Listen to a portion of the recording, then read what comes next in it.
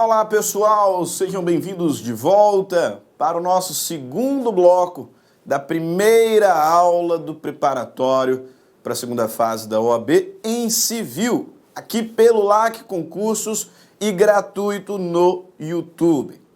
Nosso segundo bloco da primeira aula sobre parte geral do Código Civil.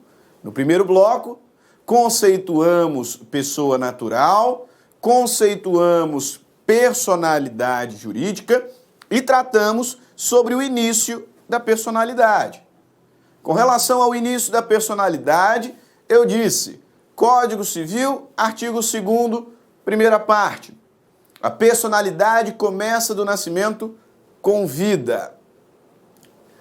É o que nós chamamos de teoria natalista. Mas existem duas outras teorias na doutrina brasileira. A teoria da personalidade condicional, adotada e difundida pelo grande civilista Washington de Barros Monteiro, segundo a qual o nascituro é uma pessoa sob condição, né? A aquisição da personalidade estaria subordinada a um evento futuro incerto, qual seja o nascimento com vida, por óbvio. E a última teoria adotada pela maior parte da doutrina e também pela jurisprudência, de forma majoritária, teoria concepcionista, que decorre da segunda parte do artigo 2º, quando o legislador diz que a lei põe a salvo, desde a concepção, os direitos do nascituro. De acordo com a teoria concepcionista, a personalidade começa da concepção. Agora, para nós seguirmos o estudo, eu preciso ainda dizer que, jurisprudencialmente, quando nós falamos sobre personalidade, essa personalidade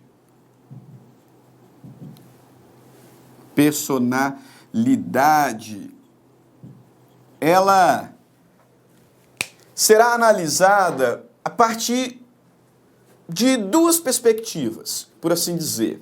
Essa é uma teoria muito bem elucidada pela Maria Helena Diniz, para mim uma das grandes civilistas hoje vivas.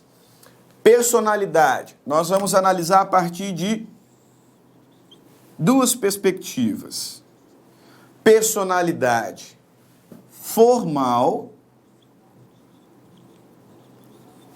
e personalidade material. Personalidade formal e personalidade material. A personalidade formal está relacionada à titularização de direitos extra-patrimoniais. Direitos extra-patrimoniais. E a personalidade material, a titularidade de direitos patrimoniais.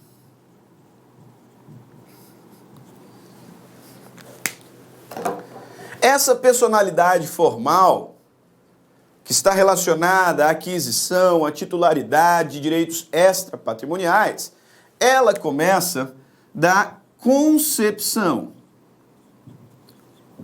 Da concepção. Por isso é que o nascituro, ele é titular de direitos da personalidade e esses direitos são protegidos desde a concepção. O nascituro tem personalidade formal. Portanto, ele titulariza direitos extrapatrimoniais. Saber os direitos da personalidade. Nesse caso, principalmente integridade física e integridade moral. Sim, o nascituro titulariza por quê? Porque a personalidade formal começa da concepção. Agora, o nascituro pode ser dono de um imóvel que recebeu por doação, por exemplo, ou de um carro que recebeu por testamento.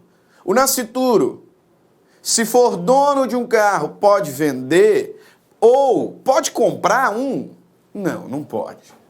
Não pode porque, para tanto, ele precisaria de personalidade material. A personalidade material é o que determina a possibilidade de se titularizar direitos economicamente aferíveis, direitos patrimoniais.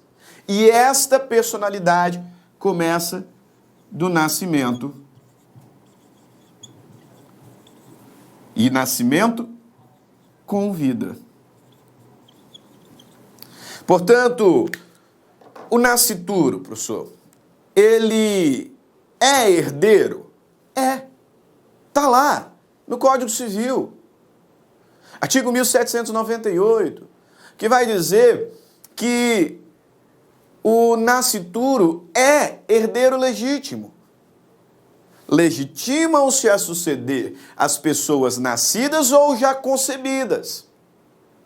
Dessa forma, se um sujeito falece e deixa a esposa, por exemplo, grávida de 3 meses, de 4 meses, de 1 semana, que seja, o sujeito falece e deixa a esposa grávida. O bebê, cuja viúva carrega, é herdeiro legítimo. Participará do primeiro grau no primeiro chamamento da sucessão. Ele é herdeiro legítimo. Só que ele não pode ser dono ainda. Ele não pode ser considerado proprietário ainda. Por quê? Porque ainda não nasceu com vida. Portanto, ainda não é dotado de personalidade material. Esse bebê que está na barriga da mãe já é herdeiro legítimo. Porque ele não é mera coisa. Ele é pessoa, tem personalidade formal. Ele já é herdeiro legítimo. Mas só se tornará proprietário da herança quando e se nascer com vida. Nesse exemplo que eu dei, muito mais tranquilo, o sujeito morreu e deixou a esposa grávida. Né? Ok. Mas imagine uma situação mais ou menos assim. Falaremos muito sobre o assunto em direito sucessório. O sujeito, né? A. Ele não tem nenhum descendente, ou não tinha, não é casado, ele tem pai e mãe. Ele tem pai e mãe.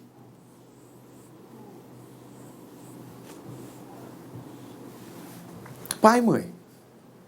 E aí ele sai lá, certa noite, vai para uma balada, conhece uma garota, vamos aqui chamá-la de M de mulher, conhece lá uma garota, nunca a tinha visto antes, né? Conheceu lá na balada e se relaciona sexualmente com ela. E ocorre que, fruto desta relação, um bebê é concebido. Né? Não estavam utilizando preservativo, então, eis que um bebê é concebido, um nascituro aqui. E aí, veja bem, esse sujeito volta para casa sem saber que a garota com a qual se relacionou está grávida, sai no dia seguinte e é vítima de um acidente automobilístico e vem a morrer. Esse nosso personagem aqui, o A, ele falece. Falece. Ele não era casado, não tinha filhos nascidos, de modo que, se nada disso aqui tivesse ocorrido, a herança de A seria distribuída entre seu pai e sua mãe, na proporção de 50% para cada um. Nós distribuiríamos a herança no segundo chamamento da sucessão legítima, conforme o artigo 1829. Mas aquela garota que ele nunca tinha visto antes, com a qual se relacionou no dia anterior, está grávida. E o nascituro é herdeiro legítimo. E não há concorrência entre descendente e ascendente. Os descendentes estão no primeiro chamamento. E por conta disso, considerando que o nascituro é herdeiro legítimo, por enquanto, ele é o único herdeiro. E tudo, absolutamente tudo, será por ele herdado, vez que o personagem aqui do nosso exemplo não fez nenhum testamento. Aí veja bem, o nascituro ele é o herdeiro legítimo. Mas ele não tem personalidade material. Então ele ainda não é dono da herança. Ele não é proprietário da herança. Se ele não nascer com vida, imagine que M tenha, sofra um aborto e o bebê não nasça com vida, embora fosse o herdeiro, porque tinha ali personalidade formal, nunca foi proprietário da herança, porque não adquiriu personalidade material. Nasceu morto. E se ele nasceu morto, não se tornou proprietário da herança, a herança de A vai 50% para o seu pai, 50% para sua mãe. Ok. Professor, mas imagine o seguinte. Na verdade, no 8º mês, M foi levado às pressas para o hospital. E lá no hospital o bebê nasceu. Com vida, professor. Nasceu com vida. Só que morreu no dia seguinte. Morreu 1 hora depois. Morreu 5 minutos depois. Mas nasceu com vida. Meus caros, se este bebê nasceu com vida, ele, que era o herdeiro legítimo, por determinação expressa da lei, adquiriu personalidade material e se tornou proprietário da herança. 100% da herança. E agora, com a sua morte, depois de ter nascido com vida, faremos a sua sucessão. Como, obviamente, ele não tem descendente e nem cônjuge, nós chamaremos parentes em primeiro grau de linha reta ascendente. O pai já está morto. 100% para sua mãe.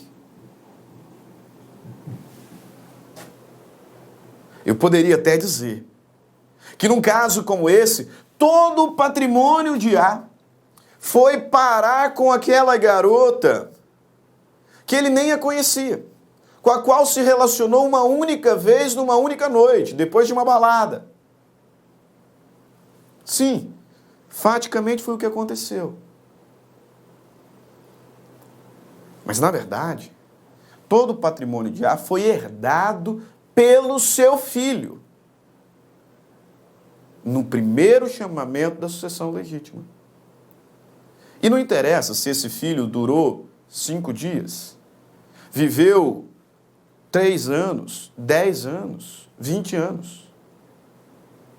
Ele era o único herdeiro, tornou-se proprietário de 100% da herança.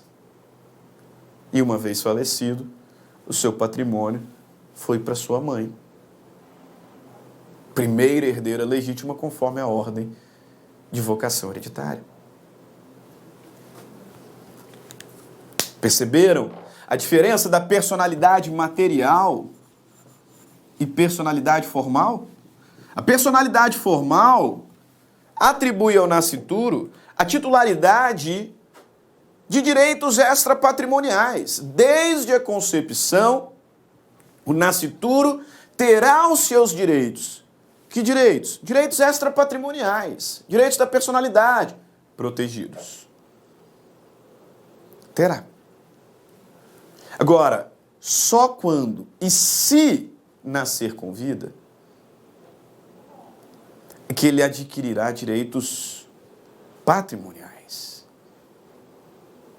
Porque no nascimento com vida se adquire personalidade material. Por isso que o nascituro ele é um herdeiro legítimo no nosso exemplo, mas só se nascer com vida, independente do tempo que vai sobreviver.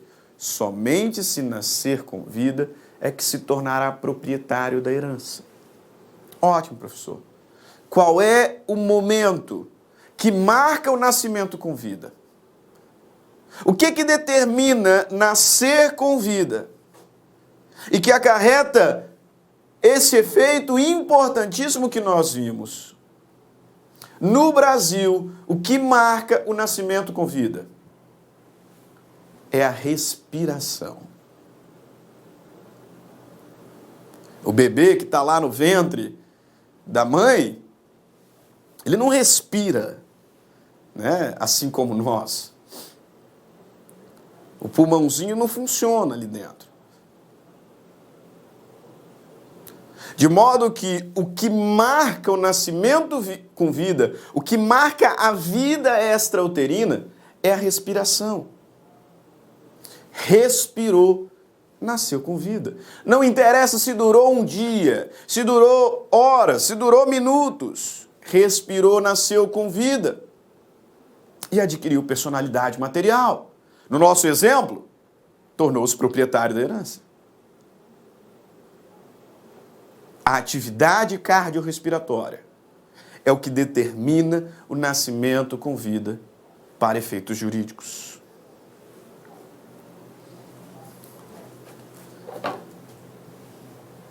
Não há necessidade de prazo mínimo, não existe prazo mínimo. Não é necessário um parecer médico dizendo que a vida é viável. Não é necessário cortar o cordão umbilical. Não é necessário nada além da simples respiração. Conforme resolução do Conselho Nacional de Saúde, artigo 29, inciso 6, o que determina o nascimento com vida é a atividade cardiorrespiratória. Respirou, nasceu vivo. Adquiriu personalidade material. E no nosso exemplo, tornou-se proprietário da herança. Ok? Perfeito. Com isso a gente para de falar de personalidade. Personalidade, vimos, é a aptidão genérica para ser titular de direitos e deveres na ordem civil. É o atributo definidor da pessoa. E o atributo que garante a pessoa uma proteção mínima e existencial por parte do Estado, que se encontra lá no rol de direitos da personalidade, rol exemplificativo. A personalidade, de acordo com o artigo 2º, começa do nascimento com vida. Mas prevalece na jurisprudência e na doutrina teoria concepcionista, segundo a qual a personalidade começa da concepção. De forma prática, observando o que os nossos tribunais têm decidido e o que é majoritário, quase pacífico, na nossa doutrina, na concepção adquire-se personalidade formal e passa a ter possibilidade de aquisição de direitos extrapatrimoniais, por exemplo, direitos da personalidade. O nascimento com vida, que ocorre com a respiração, marca a aquisição da personalidade material e a possibilidade de se adquirir, de titularizar direitos patrimoniais. Por exemplo, propriedade, crédito, enfim. Agora, ao lado do estudo da personalidade, nós precisamos falar sobre capacidade. E existem duas espécies de capacidade. Capacidade de direito e capacidade de fato. A capacidade de direito, também chamada de capacidade de aquisição, capacidade de gozo. É a aptidão para adquirir direitos e deveres na ordem civil. Grave isso. Capacidade de direito, também chamada de capacidade de gozo, capacidade de aquisição, é a aptidão para adquirir direitos e deveres na ordem civil. Aqui nós não estamos falando sobre absolutamente incapaz, relativamente incapaz, plenamente capaz. Não, meus caros. É por isso que eu preciso tratar do assunto neste preparatório. Entenda, existem duas espécies de capacidade. A capacidade de direito não tem relação nenhuma com o estudo da incapacidade, com quem é absolutamente incapaz, quem é relativamente incapaz, quem é plenamente capaz. Não. A capacidade de direito é a aptidão para adquirir direitos e deveres na ordem civil. E agora eu preciso que você grave isso. Toda pessoa é capaz de direito. Toda pessoa é capaz de direito. Não existe incapaz nesse contexto inicial, não existe. Todo aquele que é dotado de personalidade tem capacidade de direito. Inclusive, o artigo 1º do Código Civil deixa isso muito claro. Observe aqui, artigo 1º do Código Civil e faça a marcação no seu código. Toda pessoa é capaz de direitos. Observe, toda pessoa é capaz de direitos e deveres na ordem civil. Essa é a capacidade de direito. Capacidade para adquirir direitos e deveres. Aptidão para ser sujeito de direitos e deveres. A capacidade de fato, também chamada de capacidade de exercício. A capacidade de fato é a aptidão para exercer. Capacidade de fato. Aptidão para exercer os direitos e deveres na ordem civil. De forma pessoal, de forma independente, sem representação ou assistência. Esta capacidade aqui, de fato, que é a aptidão para exercer pessoalmente os atos jurídicos, esta capacidade de fato, nem toda pessoa tem. Esta capacidade de fato é gradual. Algumas pessoas são absolutamente incapazes, outras relativamente incapazes e outras ainda plenamente capazes. Esta graduação está relacionada, portanto, à capacidade de fato. Observe aqui esses quadrinhos sinóticos. Capacidade de direito. Toda pessoa possui. Está lá no artigo 1º. Toda pessoa possui. É a aptidão para contrair direitos e obrigações. Capacidade de fato ou de exercício.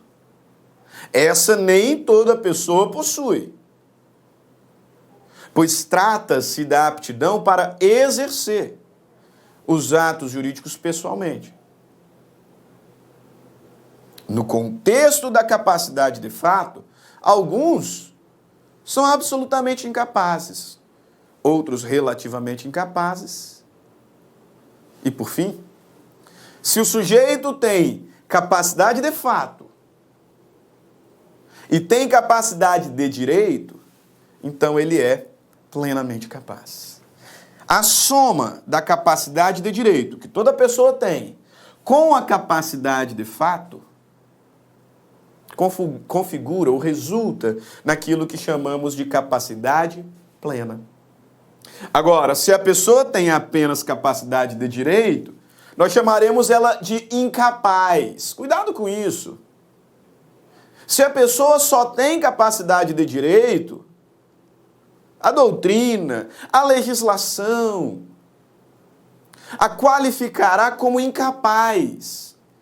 Só que essa incapacidade está relacionada tão somente ao exercício pessoal dos atos jurídicos. Porque veja bem, uma criança de 1 ano pode ser proprietária de um imóvel? Pode. Acabamos de ver uma situação em que uma criança de minutos, uma criança de horas de vida extrauterina era proprietária de toda uma herança. E exatamente porque ela era proprietária de toda uma herança, que com o seu falecimento, a herança foi passada para sua mãe. Sabe por quê? Que ela era proprietária? Porque ao adquirir a personalidade material, toda pessoa é capaz de direitos e deveres. Ela adquiriu também a capacidade para adquirir direitos patrimoniais. A propriedade era dela, porque tinha personalidade e capacidade de direito. Agora, se sobrevivesse, ela não poderia vender aquele imóvel. Imagina, completa lá 3 anos de idade e ela vai sozinha vender o imóvel. Não pode. Porque, muito embora titular do direito de propriedade, ela não pode exercer pessoalmente. Ela não tem capacidade de fato. Em resumo, capacidade de direito toda pessoa possui, é a aptidão para contrair direitos e obrigações. Capacidade de fato, nem toda pessoa possui. Trata-se da aptidão para exercer pessoalmente os atos da vida civil. Se o indivíduo tem tanto capacidade de direito quanto de fato, ele é plenamente capaz. Se ele só tem capacidade de direito, então ele é incapaz, absoluta ou relativamente, com relação ao exercício dos próprios direitos. Perfeito? Ok? Nós vamos parando por aqui, esse segundo bloco. E no terceiro bloco, então, trabalharemos a questão acerca do rol de absolutamente incapazes, relativamente incapazes, e falaremos também sobre a cessação da incapacidade. Vá lá, beba uma água, tome um cafezinho e volte, cheio de disposição, para nós continuarmos o estudo sobre as pessoas naturais. Já falamos sobre personalidade, diferenciamos capacidade de direito e capacidade de fato. No próximo bloco, teoria da incapacidade. Tema muito importante por conta das mudanças trazidas pelo Estatuto da Pessoa com Deficiência. Até daqui a pouco. Tchau, tchau. Clique lá.